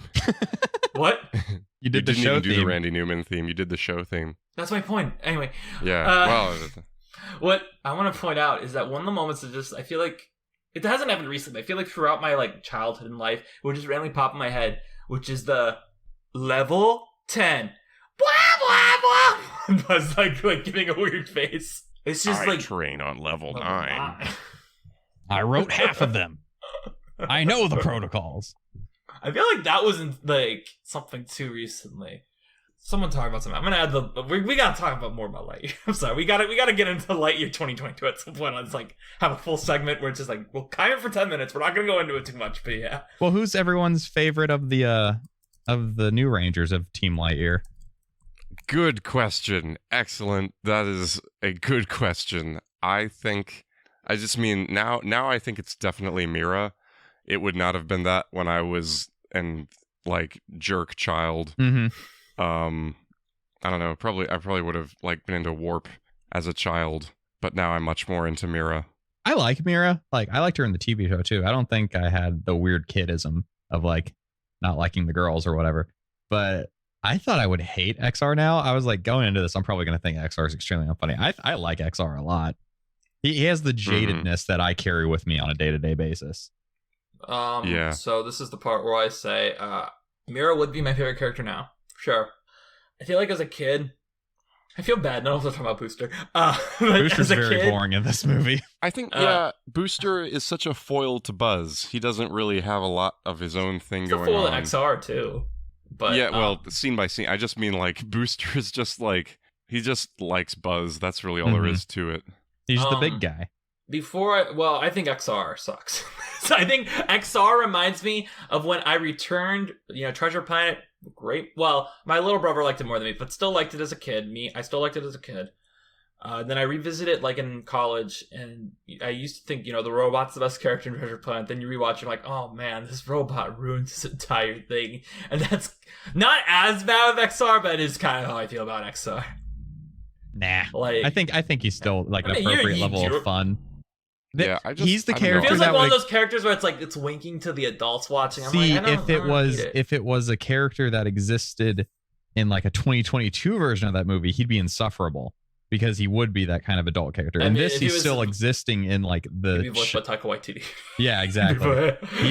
he'd be insufferable in a modern movie of this, but in this he's still kind of living in the movies world. The only thing that I'm like, okay, that was a little like, it's kind of funny because it's not too out of there, but when Booster's like acting like he's driving the ship and XR's like, yeah, whatever, he's reading Victoria's Circuit and that's the only like adult joke, really. I feel like there might be some other like quick dialogue bits that might, because like I don't know. To me, the one stuff that got me actually really laughing on this watch wasn't any of the new characters, but like, okay, maybe the brain in a jar, or like just Zurg's henchmen in general. Oh, but, like, he's Zurg talking about it. Yeah, Zurg, that's what I was gonna say. Like that sequence got me like only part of this movie where I actually laughed in this. He's like, I need a cost of living raise. I mean, just like I don't actually care, and I'm like, yeah, Zurg's great in this. Like, he literally just his plan is just, I want to control everyone to just be like me, so I can walk around going, evil's great. It's so fun. Also, can I just, another moment that stood out to me on this watch is when Buzz like just moves the ship to the left a little, and Mira goes, I didn't know a ship could move like that. And I'm like, what are you talking about? That seemed like a really basic maneuver. It's a super dramatic, like, where he's like, pyaw, like launches across the screen to do it. But it's like, whoa! I'm like, okay, you don't need to sell me on this ship that hard twice. It's really funny that like Buzz, you know, we all joke about the Chris Evans tweet where it's like, I'm not the toy, I'm the man the toy is based upon. So it's really interesting to see this thing that is like based, the Space Ranger that is based on the toy, that is also supposed to be the Space Ranger that sells toys, but like this does exist for a toy line, is my point. Like this in the real world exists for a toy line, because there were booster toys, there were XR toys, there were all the ships. I think that the only character I might have actually had besides Buzz was the captain, or whatever you call it, the general. Captain Nebula. Yeah, Captain Nebula. Who is a great... I gotta say, in a movie with a lot of really good character designs, I actually think his is my favorite. Because of the peg leg that's just part of the robot suit. It's good. Oh, and also, I was gonna say, I like the LGMs. He's kind of like, he's grumpy, but he's in... I don't know, I'm gonna say he's like a good boss, but like... He's grumpy, but he's fair. He's got respect for Buzz. I appreciate but he's that. Still like, you're still not like a high-ranking officer. You got to follow the rules, dude. Is it time for us to rip off the Band-Aid? I want to, because I think now that we've talked about like how great the movie is. Good. I want to clarify. I think it's good. I don't think it's great, but go on. Sorry. Well, really, because I just watched Lightyear like however a month or two ago. It just really because these movies are so alike. They basically want to do the same things in the real world, which is create another character for Buzz and sell toys. Mm-hmm. And I think that Lightyear was supposed to start a TV show. I don't know if it's going to or like whatever, but like why on earth would you have all this nonsense in that movie if you didn't want those characters to go on adventures? Yeah, but like this movie just...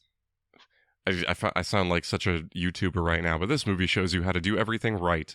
A big issue that I had with Lightyear was that they never explain why Buzz is the way he is, and you just kind of have to accept that he's risen through the ranks, but he's like a very bad leader. Yeah. Well, he just does everything wrong in that movie, but this movie starts with him losing his partner, and that's an old trope. But, like, it works, and then it takes you to the same place where it's like, I don't want to have a partner, I don't want to trust people, but you know why, and it's specific, and just everything in this movie is, it's all very cliched, but it's specific and it works. And I think in Lightyear, they, like, I don't know, why, maybe they didn't, that show had him lose someone, so we can't do that again. But he does to someone in the movie. And it didn't matter at all to him. They just, like, they just avoided giving him any, like, motivation for why he was the way he was. And it really frustrated me. So it gave him it was confusing because then, like, why do people respect him at all? When, like, this Buzz, it's so clear over and over again how, like, they really like Buzz, but he just lost his partner and that's messing up his whole life. Mm-hmm. And then this whole movie is all about, it's very good. It's like Act 1, problem, solve problem. Act 3, learns to trust people because they have to save him. Well, and yeah, so that's my beef about Lightyear. It's just the movie's so wishy-washy. I think the key difference between this and Lightyear, well, there's a lot of big differences, but one of them is that, well, obviously Lightyear is a Pixar movie, and Pixar's formula is that at some point, and we love Pixar here, we love the Pixar formula here. Joe might not, but we Mark do, because it's a Pixar podcast. Well, we I'm like here. okay. We like the general. Okay, we I'm the here general and I know attempt. what I do, but I don't know. We like you the know, general blanket attempt using statements. these movies to make us feel some form of emotion, right? Yeah. For the most part. Yeah. This movie, very smartly, because it's designed to sell you on a TV show, not to make you feel anything, does not even once attempt for anything emotional, other than Buzz, like, you know, going like, I work alone from now on. And it's like, it's kind of dark, but it's also like, oh, it's a trope, so it's okay. And it's got dark moments in it, because, you know, Zurg takes over the galaxy at points, but it's like, you know, it's fun dark. Like, it's like kid, bad guy dark. Like, ooh, how's Bug is gonna get out of this? Whereas Lightyear has the whole thing where it's like, we're trying to have this major emotional resonance where we have a space ranger who's afraid of space, but she wants to do it because Buzz influenced her from centuries ago or whatever. And I think the only thing emotional that works in Buzz is the romance that we only see through passing glimpses, which is weirdly, you know, of course that's what the culture or like grasp onto. Like, this is literally the only like part of this movie where it's trying to follow the Pixar formula that oddly works for me. My thing here is just like, well, as we already said, the cast here, even if Booster is boring, Booster I think is more interesting than any side character introduced in the Lightyear movie besides Socks. What are any of the names besides Socks of any of the other Rangers in Lightyear? I couldn't tell you. Nope, that's not his name. That's the actor's name. There's Taika and there's YTD. And then there was a third one. None of those guys are memorable. They have nothing to them besides like okay, Booster fits into Lightyear archetype. Lightyear is full of boosters. Not a lot of like any other characters. Yeah, because Taika is just a booster. And Taika's everyone, basically. But Taika's an annoying version of it. And I love Taika. But what I also was gonna say with that is like, I think the thing that I think is interesting, and this is gonna sound like this is gonna make me sound like a YouTuber too, because I think in a world where Lightyear had a better script, Chris Evans is a fine pick. Because Chris Evans can be funny. He wasn't my problem with it. Yeah, he's not my problem. But my point is, in this movie, I think Tim Allen, he doesn't give a great performance, but he gives a performance that works for what this is. And it's not... Buzz isn't a funny character in this, really. Tim Allen's fighting against a movie that was already done, and he's coming in after stuff's been written and recorded already. Patrick Warburton, that cut, he's doing so much worse. The line reads are like... It's if you do like a direct scene-by-scene comparison to some of them, oh my god, Tim Allen's making this work way better than Patrick Warburton did. It's bizarre. Wow. It's really weird. Yeah, it is really weird. Can you go into more detail about that? Like, just the way... because I like Patrick Warburton and stuff. I don't think he has like crazy range or anything. Great LGM. Yeah, no, he's hilarious. He's hilarious as the LGMs. I think the LGMs are pretty funny in this. Yeah. But no, it's like he sounds so restrained in his cut of the movie, where it's like maybe he didn't know how he was gonna read the character, or like how he was gonna like maybe he got comfy with it later on. But in this, he's like, yeah, to infinity and beyond. Like, not that questioningly, but it's like he doesn't quite have the gusto where you have Tim Allen, who's like very comfortable with the character at this point. It's where even like it's not a script really developed around him, but he knows how to make it work to that character. From what I remember on the show, I thought Warburton... Well, I was a kid, you know, so I was just like, Buzz sounds like he has a cold. So I never knew there was a difference. I found out like 4 years ago where I was like, wait a minute, Patrick Warburton was Buzz? I think I clocked it a bit, but it was also something that you're like, oh no, but it's Buzz. It's the Buzz show. Yeah. And like the movie was starring Tim Allen, so this has to be him. Well, and I definitely saw the movie first, so I think my like child brain was just like, oh yeah, it's Tim Allen. It's still Buzz. I think I do remember, though, you know, after the cards I said there was a preview for the show where they had Warburton's voice, and I remember thinking, like, Buzz sounds weird. Like, because when you hear it back to back, it does sound weird. Well, it's not. You know? It's not even that he like sounds different, because it's a different guy, and he's not even trying to do. He's not trying to do a Tim Allen impression. He's just trying to be Buzz. But just the way, like, some of the lines are completely different. Where like, he just reads them way differently, which is bizarre. I feel like it would have had the same direction, but it doesn't in a lot of scenes. Yeah, it doesn't surprise me, but it's weird. But sorry, to get back to Lightyear for a second with Tim Allen. I look at this movie and I see Tim Allen's voice performance in it, and I look at how it's a very serious Buzz, right? Because Buzz does have jokes in this, to be clear. He's just obviously not on the level as XR and Booster, who are designed to be the comic relief characters. Because I would say the comparison point are obviously the Keke Palmer characters, Mira Nova, and the Lightyear movie. Mm-hmm. And then all the other characters are Brewster and XR. Like, Well, literally because she's every a woman. She's not like... No, but also she's like the person who's it's serious. really hard to compare them. She's well, I mean, it's not that she's a woman. It's that she's the serious counter. I'm not sexist. Please don't cancel me, Mark. Because the thing is also the Lightyear movie does have another woman character in it too. It was also Mira because there's only women. My point is that structurally speaking, Mira Nova is the character who was inspired by Buzz to become a space ranger. Right? She has an emotional connection to Buzz. Very tangibly here, but not pun intended, I guess, even though it wasn't. But I would say the one thing that Lightyear might do better, but it's more because it's trying to do that, is that emotional connection between the two of them. Because I think if this movie does have an issue, it's the same issue that the Guardians of the Galaxy movies have, where it's like, everyone gets to be funny except for Gamora. But I don't want to speak too much on that against this movie, because I feel like Mira Nova probably had a better role in the show. I also feel like there are moments in this where, like, Mira Nova, yes, she is the one girl, which is kind of annoying always when it's like, oh, there's one girl. Like, why can't there be more than one?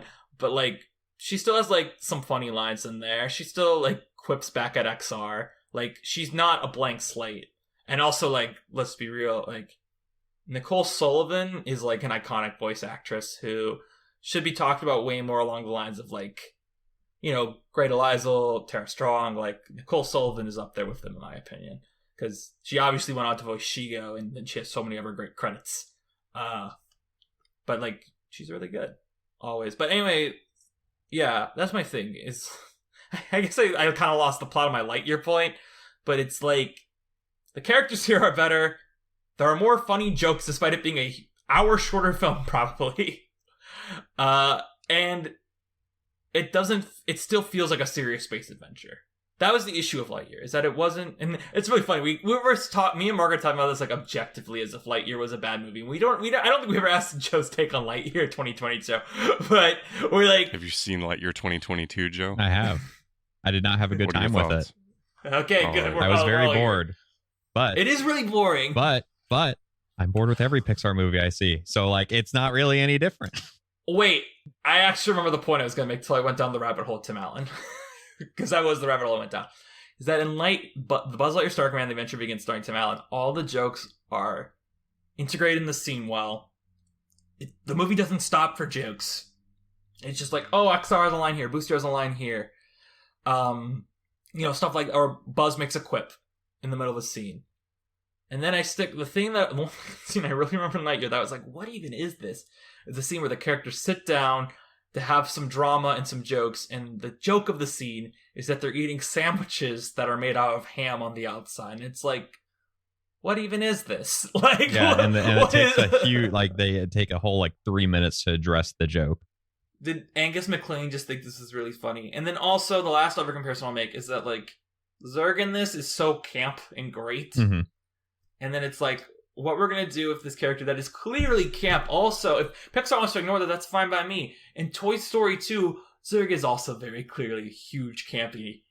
And that is their own work. Why is he, like, a dramatic, like, we don't need the plot twist of Older Buzz, and it doesn't need to be, like, a serious villain. Like, that's the whole thing of Lightyear. And we'll do a whole episode on Lightyear in, like, 3 years. We're going to be like, why'd they make all these creative decisions? But it's just really, you know, you compare the two of them next to each other, it's so clear this accomplishes what it wants to do more with the idea of, like, this is the movie that Andy would have loved as a kid. Because this is the movie we all loved as a kid. We all still kind of like it now.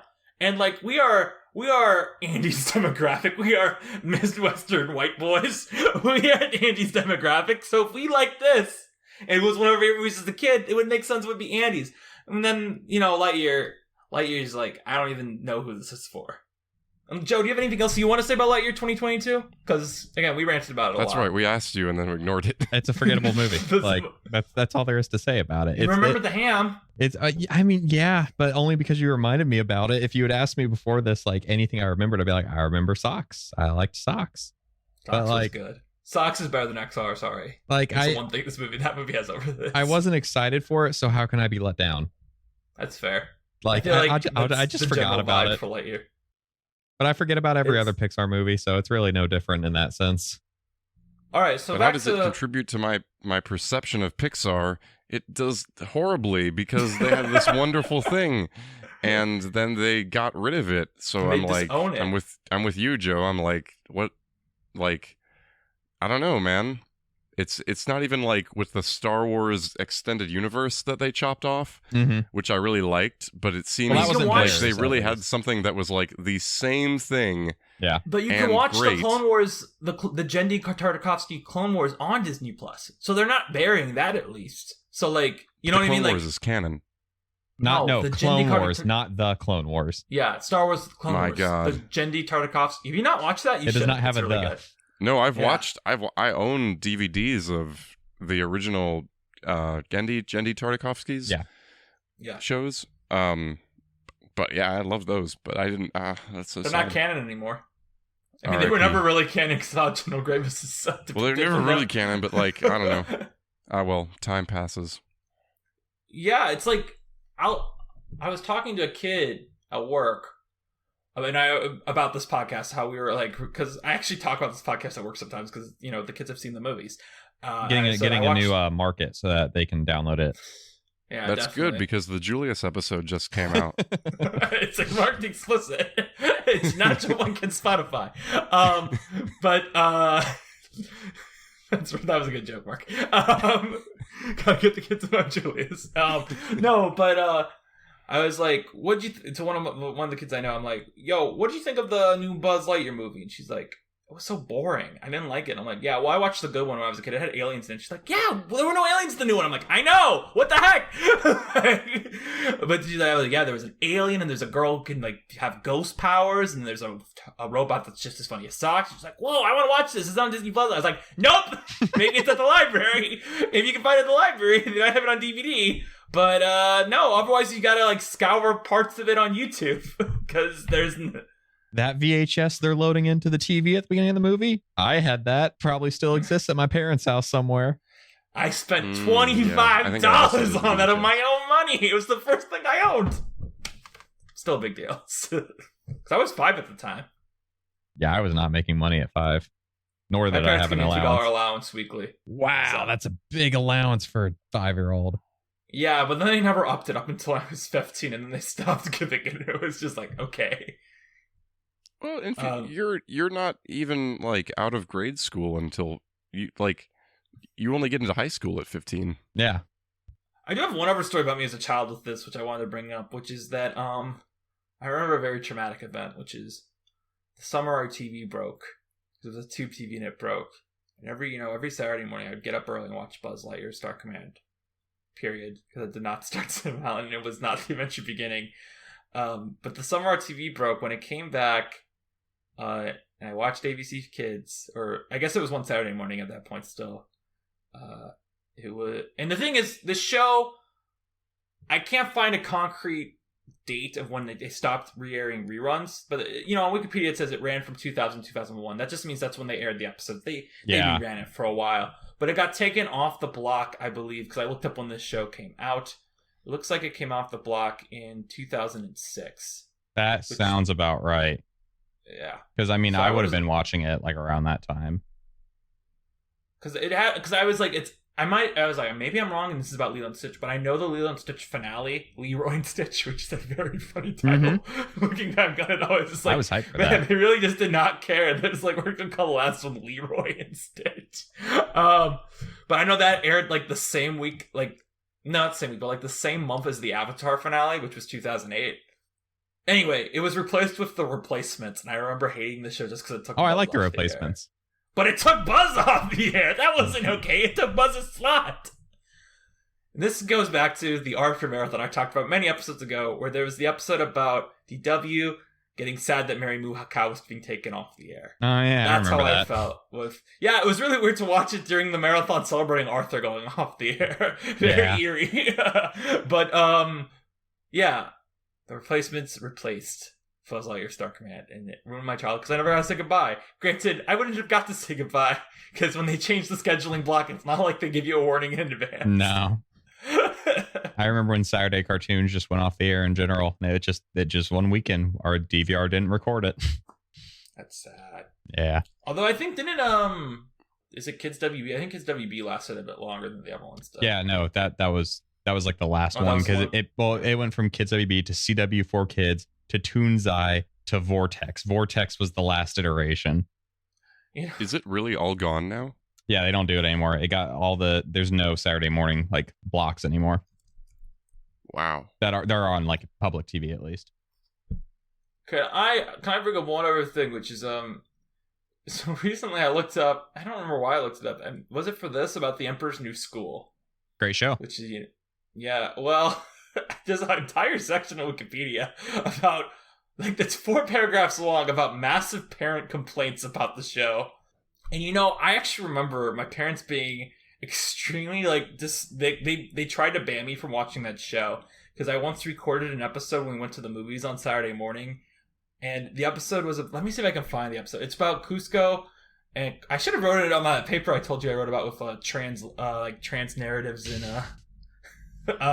trans icon Cusco. Well, no, because there was an episode where he turned into a girl. Oh yeah. Great, much to talk about. Yeah, for my trans narrative thing. But it was like, Your okay. Sounds worse and worse every time you tell me about it. It was a good essay, because it was about how that movie is very transphobic, because it's about the dog who wants to become a boy. He gets it, but he becomes a man because he forgot kind of about dog years, and he goes, it's natural for me to stay as a dog because that's just the way I was made. And it's like, oh my gosh, this is not good messages. Oh my goodness, watching this back is not okay.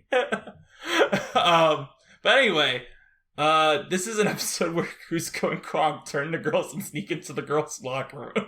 And it's kind of like, it's like, what is this show? You should not watch this show.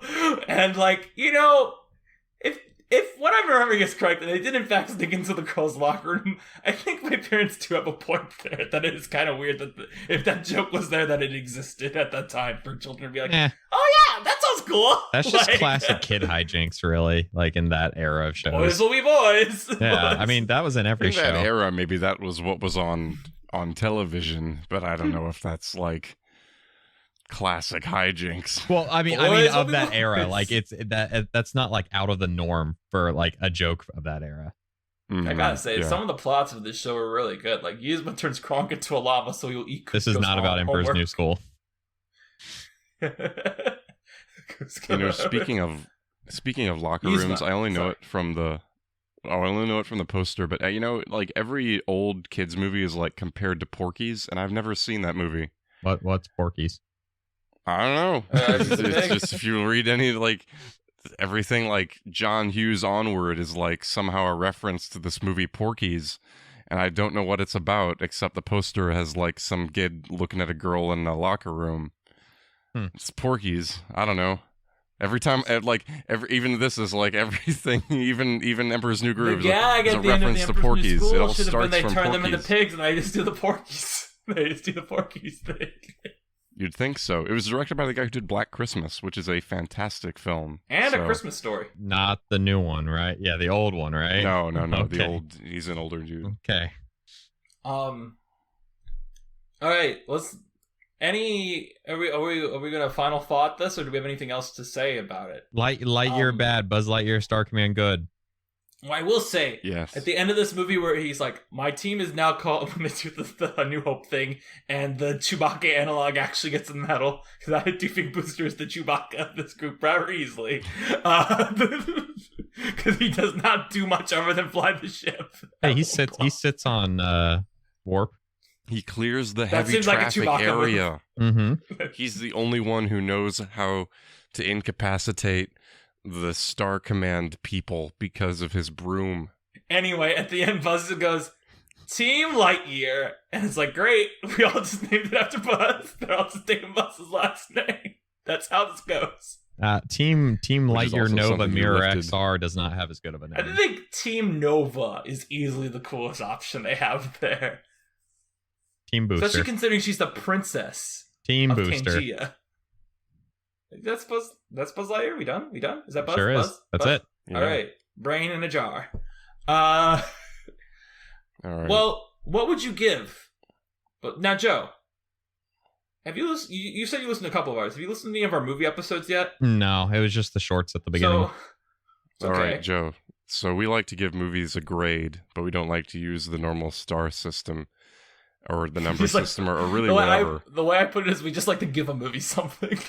We just Yeah. like- So Wait. I'm gonna- Let's get. oh, You get no, what we mean. Oh, you oh, want no, to see no, what he- Joe's going for it. He's good at yes and. I'm gonna Let's go give for it. I'm Joe. gonna give it 8 warp dark matters out of 10.